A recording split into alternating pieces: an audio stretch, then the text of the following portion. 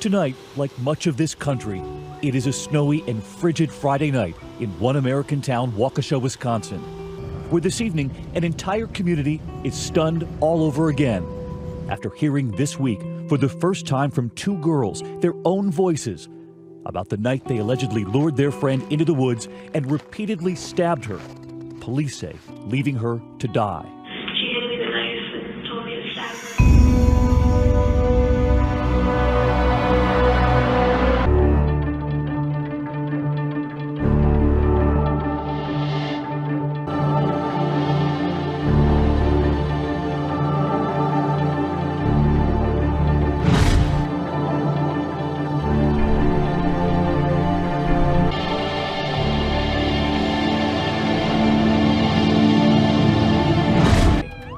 A birthday sleepover with three 12-year-olds the night before. And now two girls are missing. The other, Peyton Leichner, has somehow crawled out of the woods, covered in stab wounds, 19 of them. She is wheeled into the operating room. And just this week, more than 8 months after that moment, the pretrial hearing. And we're now hearing from the detectives who tried to talk to her the moment she was brought in. It seemed that it hurt too much for her to talk. She had a hard time breathing. Outside that hospital, in that town, a major search by ground. These are the woods where the stabbing police are still on the scene here. A frantic search for the two missing, Morgan Geyser and Anissa Wire.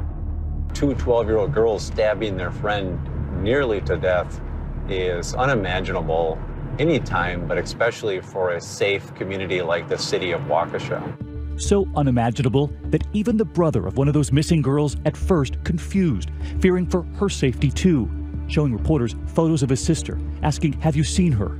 That's her, that's Anissa. She's been missing for I don't know how long now. While back at the hospital, where they ask us to put on scrubs to enter the OR, the surgeon, John Kellerman, is about to discover just how much damage has been done.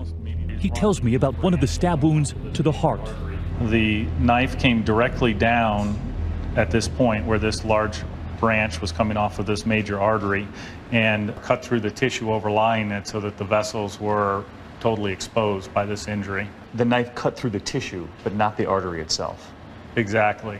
The knife stopped at the wall of the artery. And had it not? Had it not, she would have had a major heart attack from the amount of bleeding and probably died within a minute or two. That close to death, but they were now saving her life. While the hunt for the other two girls is in high gear, every agency in the area searching. We had the Waukesha County Sheriff's Department, the City of Waukesha Police Department, New Berlin Police Department, City of Waukesha Fire Department, and Flight for Life, all scouring that area. Then, nearly 5 hours after Peyton crawled out of those woods, the two other girls are found. They were right here along Interstate 94, heading out of Waukesha. A knife with a 5-inch blade found in one of the girls' bags.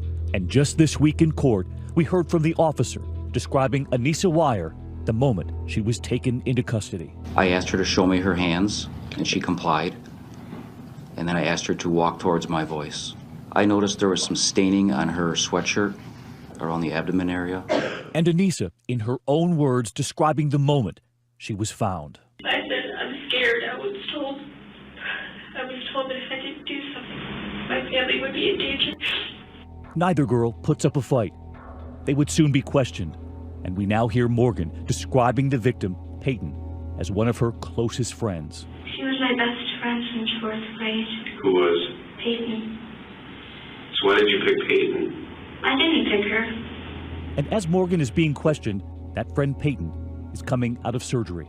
Other 12-year-old Anissa Wire they had not met, but they say Peyton knew her from school. And as Joe and Stacy reassure their daughter that the girls had been found, police were questioning them. What did they do to their friend? And even more disturbing, why did they do it? Tonight, Morgan, for the first time in those interrogation tapes, seeming to waver. I didn't want to do this. Why did you do it then? Because I was afraid of what would happen if I didn't. And Anissa also fearing what would happen if they didn't do it. I was really scared, knowing that Slender could easily kill my whole family in 3 seconds. And just listen to the detective who was questioning her. When Morgan said to that if we don't do this for Slender, our families and loved ones are going to be killed. Do you honestly believe that? Well, yeah. When we come back, the bone-chilling plan emerges. They were going to put duct tape over her mouth. The plan was to murder her. She wasn't supposed to make it out alive. They told police they wanted to kill the victim, so people would know that Slender Man was real. Who is this mysterious fictional character born on the internet? As we hear from those girls now in their own words about what it was that drove them to do this. And we see the alarming images found from inside one of the girls' bedrooms. Right near the dolls, the bed, the clothes, there was something else. Sir, are you with her right now? Yes. Is she awake? She's awake. Is there any bleeding going on? Her clothing has got blood on it. Okay, and you found her and she was just laying there? Yeah. On that call, you can actually hear Greg comforting Peyton. Somebody's coming. Any minute. Who did that to you? It is unthinkable.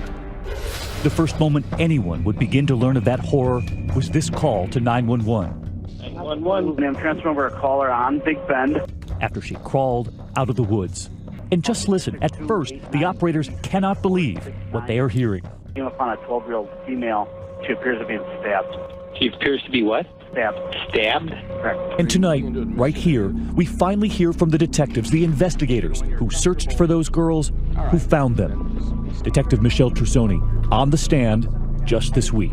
And once they left that wooded area, they started walking. They could hear the sirens coming. They were going to find a mansion in the woods. Oh, the mansion, yeah, the mansion in the woods. They were going to the Nicolay Forest because they believed that there was a mansion there that Slenderman lived in.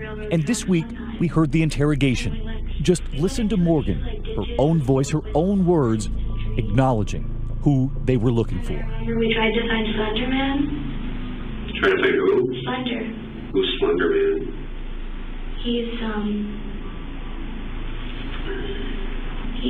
this tall, faceless man who preys on children. A character named Slender Man, who police say they were hoping to impress, all while their 12-year-old friend Peyton is in the OR fighting off death.